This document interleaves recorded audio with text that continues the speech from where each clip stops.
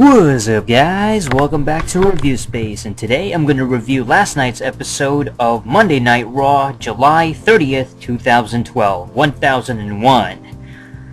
Well, we have a big return. Randy Orton, the Viper himself, coming back after a couple of months of suspension and defeating Heath Slater. Heath Slater was asking for a modern, current roster wrestler, and he got a really big name. And of course, did anybody even think that Heath Slater had a chance? He was just squashed by Randy Orton. Bada bing, bada boom, RKO, 1, 2, 3, it is over! Alright, after beating Santino Marella quite easily, Alberto Del Rio announced that he will not partake in a match until SummerSlam, I guess? Unless it's for a world title match? Alright. Daniel Bryan against Sheamus in a street fight. Well, Daniel Bryan ultimately lost. This match actually went on for a bit, and this was probably the most high-profile match of the night. Yes, he was basically vanquished by Sheamus, of course. He gave him a bro kick on top of the steel chair, and afterwards he refused to leave the ring. He didn't want to leave. He was like, no, no, no. R-Truth and Kofi, the tag champs, come out. They tell him to leave. And then there was this kind of weird thing where Daniel Bryan ended up kicking little Jimmy, the imaginary friend of R-Truth. And so R-Truth went crazy. He was just like, oh my gosh, how could you do that? Daniel Bryan, he brings in a bunch of guys in these like white psycho ward attire like you would find in a hospital to kind of remove R-Truth and just take him away, he's crazy. But instead, AJ, as the new general manager, comes in, and she basically tells Daniel Bryan, you should get a psychiatric evaluation. You're accusing R-Truth of being crazy. Well, I think you're the crazy one, Daniel Bryan. Anyway, so we get this running segment with Daniel Bryan having a psychiatric evaluation. There's this guy asking him questions, basically trying to see if Daniel Bryan is a sane person. Eventually, ultimately he was declared sane. He was, I guess, fine. But then afterwards, Kane ended up attacking Daniel Bryan as part of his anger management kind of thing. So I guess, Daniel Bryan is just overly aggressive. He's not aggressive, but he's just angry. He's got some anger problems, and Kane was there to alleviate that and to help him with that. It was a... I will say this, I think that the episode had a consistent Daniel Bryan presence. That was one thing that was... It was almost in every segment, like there was a Daniel Bryan moment. So, that was kind of interesting. Alright, we have CM Punk explaining his reason for attacking The Rock last week. Basically, he said that the main focus of Raw, or the main event, or whatever, should be the WWE Champion. Instead of anybody else, instead of The Rock, instead of anything else. It should be about the champ.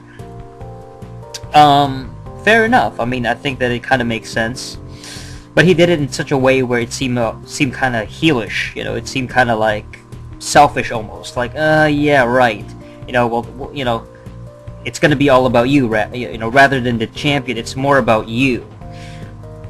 I do understand what he's saying, and he was also addressing Jerry Lawler and the fact that Lawler said Punk turned his back on the WWE universe and all that, trying to portray him as the heel. But CM Punk isn't really a heel yet. I can't see him as a complete heel. But we'll get to that a little bit later. In the night, he does do some heelish things. Right now, I would say he's more of an anti-hero. That's sort of, he's like the rebellious guy who just goes against the grain, regardless of what people think about him. So, people are still cheering him. People still react to him initially as a babyface anyway. So he is getting more boos now, though, a little bit more boos now. Let's see. So as the new general manager, AJ announced that Big Show will actually face John Cena for the #1 contender for CM Punk's title in the main event. John Cena in the match, looks like he was about to finish Big Show with an attitude adjustment. Looks like he's about to win.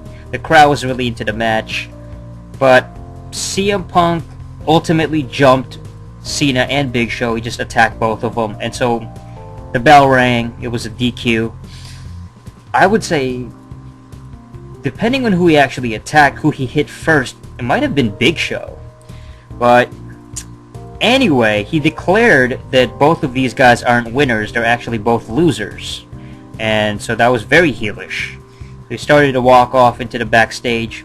AJ comes out, and instead she actually says it's going to be a triple threat between Show, Cena, and Punk at SummerSlam. And this was very predictable. I mean, who didn't see this one coming? I mean, of course it was going to be a triple threat. To have Cena and Punk in a one-on-one, we've seen that already. Big Show against Punk, that's not interesting enough. So let's have a triple threat. Let's have these three guys, I guess, all at the same time. I would still think that CM Punk is going to win this match, though.